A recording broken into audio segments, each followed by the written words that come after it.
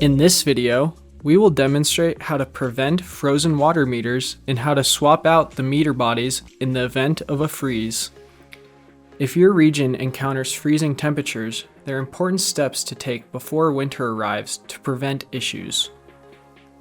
Most importantly is to verify that the heat tape is working.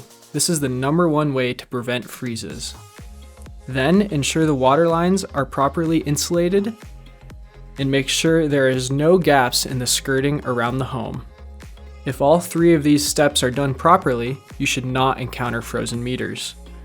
Once winter arrives and the temperature drops below freezing, it is important to keep an eye on the minimum ambient temperatures within WaterScope. To do this, go to the account lookup page in WaterScope and click on the minimum temperature header to sort by the lowest temperature.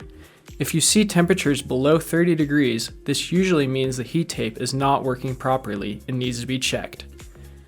Metron meters tend to freeze when the ambient temperature within the meter drops to around 20 degrees. At this point, the freeze plate built into the meter cracks instead of the water line. When the freeze plate cracks, the water meter begins to leak from the body and it will need to be replaced. To install your existing register onto a new meter body, follow these simple steps.